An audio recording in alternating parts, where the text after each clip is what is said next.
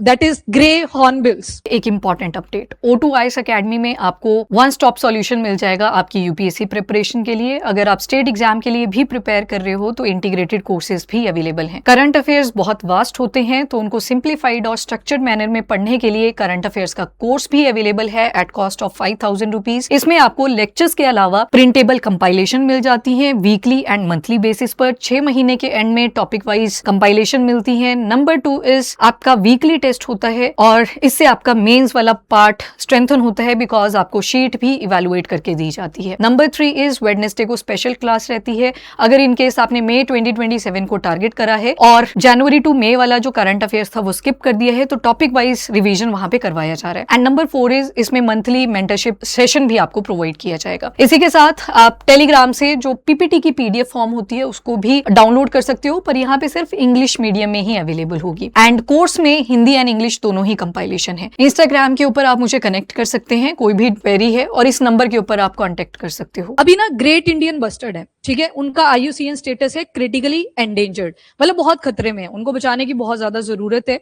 और ये है ग्रे हॉर्नबिल्स। अब ग्रे हॉर्नबिल्स आपको नंबर ठीक ठाक मिलेगा, पर गिर नेशनल पार्क वाले एरिया में इनको दोबारा से रिवाइव करा गया है, मतलब वहां से पॉपुलेशन इनकी डिक्लाइन कर गई थी। और एक टेक्निक चल रही है आजकल कंजर्वेशन एफर्ट के लिए जिसको बोलते हैं जंप स्टार्ट टेक्निक।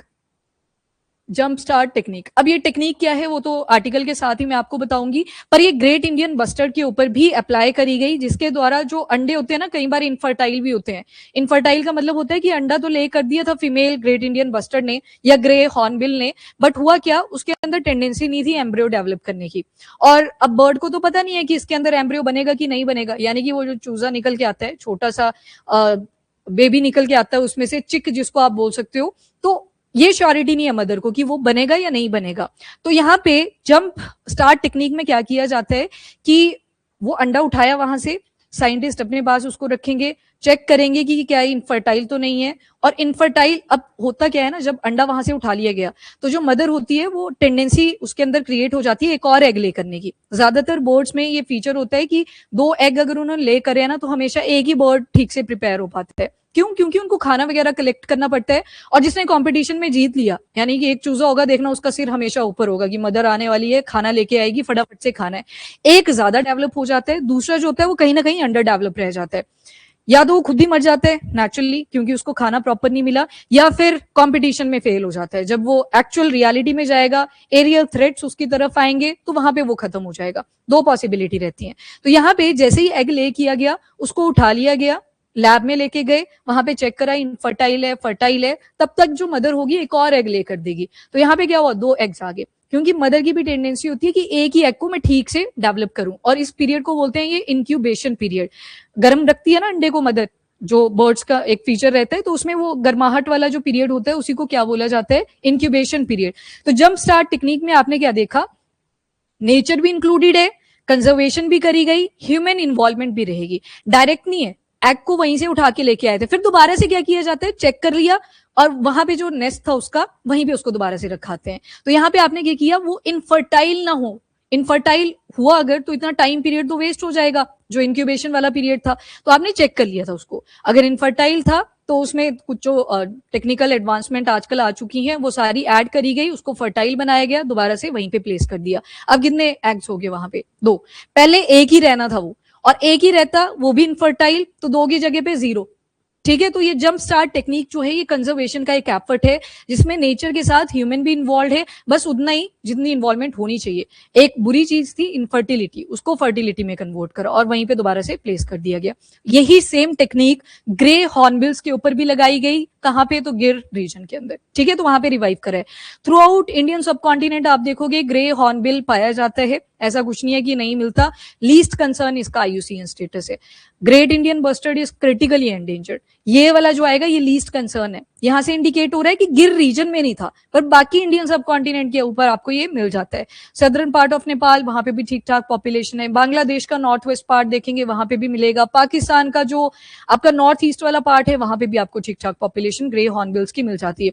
असम में नहीं मिलती ये वाली वैरायटी, क्योंकि वहां पे ऑलरेडी बर्ड की पॉपुलेशन बहुत ज्यादा है। कई बार कॉम्पिटिशन में फेल हो जाते हैं बर्ड्स, तो वहां पे पॉपुलेशन डिक्लाइन भी कर जाती है। तो अब ग्रे हॉर्नबिल्स, तो अभी ग्रे हॉर्नबिल्स को दोबारा से से गिर के अंदर रिवाइव करा गया। 4 साल लगे इसको। ब्रीडिंग रिवाइविंग जो प्रोग्राम यहाँ पे चलाया गया था कि ये जो लॉस्ट स्पीशी है ग्रे हॉर्नबिल की, सिर्फ गिर रीजन ऑफ गुजरात के अंदर, वहां पे इसको दोबारा से रिवाइव करा जाए। नेक्स्ट, इंडियन ग्रे हॉर्नबिल री इंट्रोडक्शन गिर के अंदर करी गई। 4 कॉन्जिक्यूटिव ईयर्स लगे इसमें, जो ये ब्रीडिंग प्रोग्राम था अब जाके सक्सेसफुल हुआ है गिर फॉरेस्ट गुजरात के अंदर। और फाइंडिंग को फर्दर जर्नल बोर्ड्स के अंदर भी पब्लिश करा गया। ये याद रखना जरूरी नहीं है, कईयों को क्यूरियोसिटी होती है कि और डिटेल में देखना है कि कैसे कैसे ये 4 साल इनके निकले, तो वो पूरा रिसर्च पेपर वहां पे बताया होगा। इवन जो टेक्नोलॉजी यूज करी गई थी वो इतनी ज्यादा डेप्थ में आपके पेपर पॉइंट ऑफ व्यू से इंपॉर्टेंट नहीं है, बट अगर आपको रीड करना है यहाँ पे ये मिल जाएगा अनटिल और अनलेस आपके पास एक्सेस हो उसकी। कई बार क्या होता है कि यूनिवर्सिटी वगैरह ने एक्सेस ले ली होती है बहुत सारे जर्नल्स की, तो सबको ये अवेलेबल भी नहीं मिलेगा, हाईलाइट से मिल जाएंगे, डिटेल नहीं मिलेगी। कॉम्प्रिहेंसिव असेसमेंट है री इंट्रोडक्शन प्रोग्राम। नाउ बैकग्राउंड देख लेते हैं। ये जो स्पीशी थी 1950s से 1960s का जो टाइम पीरियड था, तभी ये गायब होना शुरू हो गई थी, वहां से डिक्लाइन कर रही थी गिर फॉरेस्ट में। एंड री इंट्रोडक्शन इसका गुजरात के फॉरेस्ट डिपार्टमेंट ने ही शुरू करा कि हमें इसको अब रिवाइव करना है। लॉस तो बड़े अर्जे पहले कर गई थी, पर पूरे इंडियन सब कॉन्टिनेंट में है, तो री इंट्रोड्यूस कैसे करा जाएगा, और एरिया से पकड़ा जाएगा और दोबारा से कहां पे रख देंगे, गिर रीजन के अंदर लाके कि यहाँ पे आओ, यहाँ पे ब्रीडिंग करो, सारा प्रोसेस देख लेंगे, बाकी जंप स्टार्ट टेक्निक ऐड कर दी, ह्यूमन इन्वॉल्वमेंट भी वहां पर रहेगा। कंजर्वेशन सक्सेस, 1 साल के ही अंदर फर्स्ट ब्रीडिंग पेयर जो था उन्होंने कहीं ना कहीं सक्सेसफुल नोशन शो करा। 3 एडिशनल ब्रीडिंग पेयर और लाए गए अगले साल। फिर उसके बाद जो पॉपुलेशन थी अभी नेचुरली ग्रो करना शुरू कर चुकी है गिर के अंदर। तो मतलब पहले आपने ह्यूमन इन्वॉल्वमेंट भी करी, फिर वो जो पॉपुलेशन है वो स्टेबलाइज होने लगी, उसके बाद अब आप देखोगे वहां पे वो नेचुरल इकोसिस्टम सेट हो चुका है, मतलब ब्रीडिंग हो रही है, नेस्टिंग हो रही है, नेस्टिंग के बाद नए जो बर्ड्स हैं वो भी डेवलप हो रहे हैं। देन 11 मेल हॉर्नबिल्स हैं। ये सैटेलाइट ट्रांसमीटर के थ्रू यहाँ पे लाए गए थे, मतलब ताकि उनके ऊपर ट्रैक भी रखा जाए कि आउट ऑफ बाउंड्री तो नहीं जा रहे, तो चेक रखने के लिए। मॉनिटरिंग किन किन चीजों की करी गई, तो एक तो उनकी मूवमेंट पैटर्न की, देन हैबिटेट यूज, किन चीजों के ऊपर फीड कर रहे हैं। फॉर एग्जाम्पल हॉर्नबिल फ्रूगीवोरस होता है नेचर में, फ्रूगी मतलब फ्रूट ईटिंग, ठीक है, तो फ्रूट ईटिंग होता है, और ये आर्बोरियल होता है। ज्यादातर बर्ड्स खाने के लिए कई बार क्या करते हैं, थोड़े टाइम के लिए जमीन पे भी रुके रहते हैं। ये वाले इनका थोड़ा डिफरेंट है कॉन्सेप्ट, फटाफट से उठाएंगे दोबारा से खाएंगे, कहाँ पे जाके, पेड़ पे बैठ के।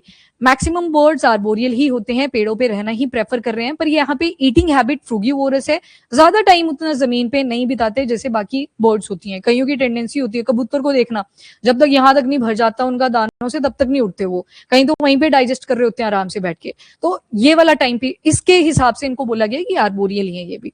आफ्टर दैट कंजर्वेशन अचीवमेंट, तो याद रखिएगा कौन सी टेक्निक है, जंप स्टार्ट टेक्निक। ये वही वाली टेक्निक है जो ग्रेट इंडियन बस्टर्ड्स में भी अप्लाई करी गई। और ये याद है आपको, चिक, इसके बारे में पढ़ा था, हाँ वही वाले की बात करी गई है। तो वो 40 दिन के लिए ना प्रॉपर्ली सर्वाइव भी कर गया।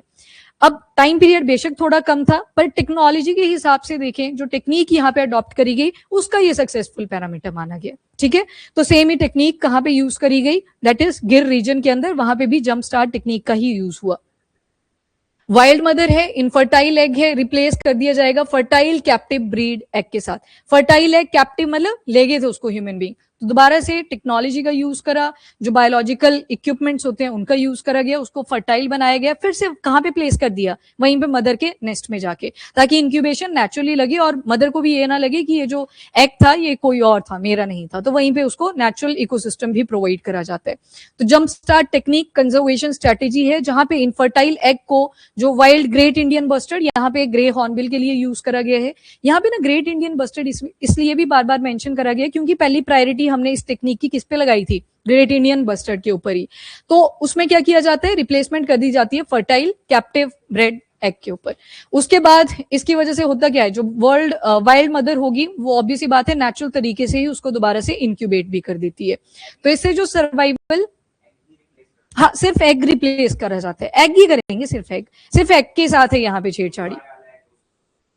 देखो एक एग लेकर आ, टेंडेंसी 2 की होती है, वैसे कईयों में ज्यादा की भी होती है, पर यहाँ पे हम 2 कंसीडर करके चलते हैं। एक एग लेकर आ, लैब में उसको इसलिए लेके गए चेक करने के लिए कि वो इनफर्टाइल तो नहीं था, ताकि वो फर्टाइल हो सके। इनफर्टाइल का मतलब है उसके अंदर एम्ब्रियो बनाने की टेंडेंसी नहीं है, मतलब उसमें से चिक नहीं निकल के आएगा, तो वो तो वेस्ट हो गया एग। मतलब हमें कंजर्वेशन अगर करनी है, हम तो चाहते हैं कि चिक निकल के आए उसमें से, ताकि वो आगे बोर्ड में कन्वर्ट हो, पर वो नहीं था। तभी फीमेल के अंदर एक और टेंडेंसी होती है, एक और एग ले करना है। जब अगला एग लेकर आ, मे बी वो हो सकता है इनफर्टाइल हो, मे बी हो सकता है फर्टाइल हो, पर एक एग को तो आपने बचा लिया। अब वो भी वहीं पे प्लेस कर दिया जाएगा फिर से, ताकि जो इंक्यूबेशन है वो नेचुरल रहे, वो लैब में नहीं होनी चाहिए। इंक्यूबेशन फिर से कहाँ पे होगी, मदर के नेस्ट में ही होगी। डन? नहीं नहीं, उसी का ही इनफर्टाइल। आजकल टेक्नोलॉजी वही बोल रही हूँ कि लैब के अंदर ना एडवांसमेंट हो गई है। हाँ, मॉडिफाई, जैसे कई बार बच्चा प्रीमेच्योर पैदा हो जाता है, बस सेम ही सिचुएशन होती है, वो लैब में यहाँ पे इनफर्टाइल को पहले फर्टाइल में कन्वर्ट करते हैं, फिर जाके दोबारा से वहीं पे प्लेस करते हैं।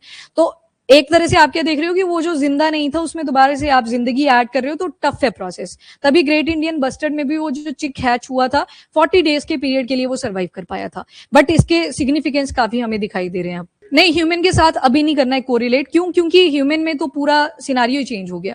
ये एग लेइंग है, egg laying.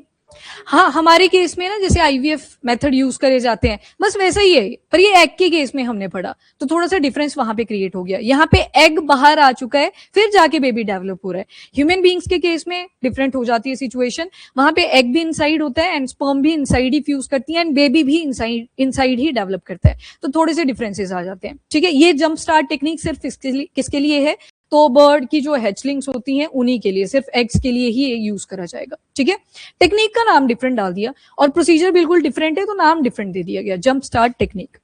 Next is Indian grey hornbill. इसका साइंटिफिक नेम इज ओसाइरोस बायरोस्ट्रिस। याद रहता है तो ठीक है, अदरवाइज स्किप भी कर सकते हो, सारे साइंटिफिक नेम याद नहीं रहते। और ये यूजुअली आप इसको अगर देखोगे पेयर्स में ही दिखेगा आपको। ठीक है, मतलब मेल एंड फीमेल साथ साथ ही रहते हैं और उनकी अपीयरेंस में भी ज्यादा डिफरेंस नहीं है मेल एंड फीमेल का। थोड़ा सा सेक्सुअल डायमॉर्फिज्म दिखेगा, मतलब जो मेल की बॉडी है वो थोड़ी बड़ी हो सकती है कंपेयर टू फीमेल, तो थोड़ा सा हल्का सा डायमॉर्फिज्म दिखता है। और बाकी ये आर्बोरियल है और ज्यादातर अपना टाइम ट्रीज के ही ऊपर स्पेंड करता है। फूड एंड मड पैलेट से अपना, एक तो ग्राउंड पे से फूड के लिए जाता है, दूसरा मड पैलेट्स को कलेक्ट करने के लिए। एक वीडियो भी आई थी, वीडियो क्या इंडियन एक्सप्रेस पे भी आया था। यूक्रेन में ना आजकल ड्रोन्स का बड़ा ज्यादा यूज हो रहा है, तो जो ड्रोन के रेमिनेंट बच रहे हैं ना, वो बर्ड्स क्या कर रहे हैं, उसका नेस्ट बनाना शुरू कर चुके हैं। तो ये भी एडवांस हो रहे हैं टेक्नोलॉजिकली, क्योंकि जो चीज अवेलेबल है उसी का यूज करके वो भी अपनी नेस्टिंग डेवलपमेंट कर रहे हैं। तो यहाँ पे फूड के लिए एंड मड पैलेट्स के लिए ही जमीन पे आते हैं, अदरवाइज फुल टाइम जो है इनका रेस्टिंग का वो पेड़ों के ऊपर ही रहता है, आर्बोरियल है।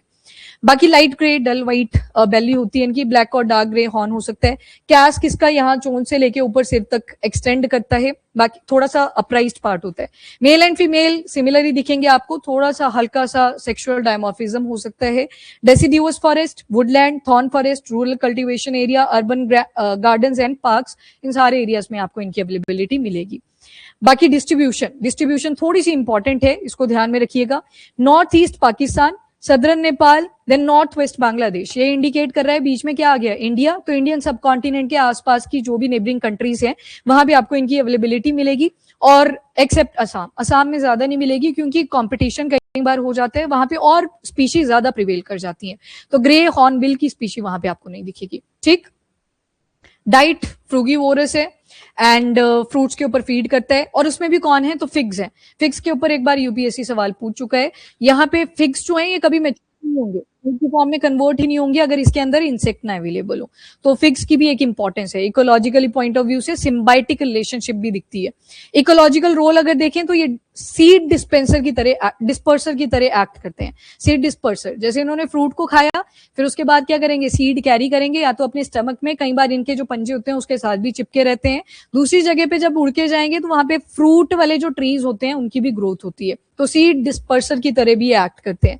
बाकी फॉरेस्ट रीजनरेशन में हेल्प करते हैं। Conservation status is least concern, ये याद रखना, ये लीस्ट कंसर्न, ये इंपॉर्टेंट है। ठीक है, लीस्ट कंसर्न। डन। तो छोटा सा आर्टिकल था बट इंपॉर्टेंट है आपका ये आर्टिकल। वैसे स्पीशी न्यूज, आपको एक ही टेक्निक का याद नाम रखना है, that is jump start technique.